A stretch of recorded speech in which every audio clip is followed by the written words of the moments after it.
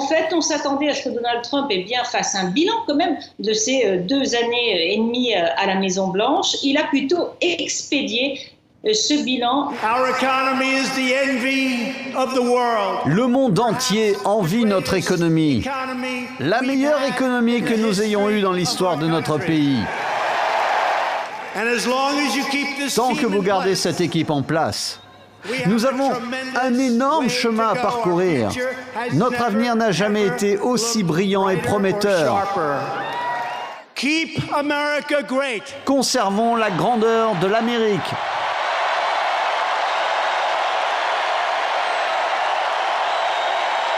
Donald Trump a déjà donné le ton de sa campagne. Il s'est exprimé sur Twitter avec ses propos fracassants.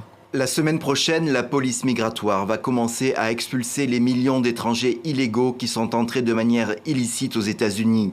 Ils seront renvoyés aussi rapidement qu'ils sont arrivés. En une semaine à peine, les affrontements entre les communautés Emma et Landou ont fait plus de 160 morts dans le territoire de Djougou, en Ituri.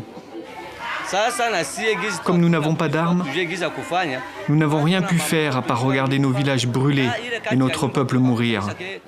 Après presque une année d'accalmie, les massacres recommencent, les civils sont en première ligne. Il a suffi de peu pour réactiver les conflits.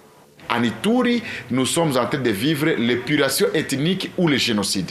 Dans le camp de Bunia, des milliers de personnes s'entassent. En l'espace de 2 semaines, plus de 300 000 personnes ont fui les violences interethniques dans le nord-est de la RDC. Un débat télévisé qui signe le retour de Boris Johnson. Face à ses rivaux, le député conservateur fervent défenseur d'un Brexit dur persiste et signe. Nous devons sortir le 31 octobre parce que sinon, je crains que nous devions faire face à une catastrophique perte de confiance dans la politique. Nous avons déjà repoussé le problème 2 fois et je pense que les Britanniques en ont plus qu'assez.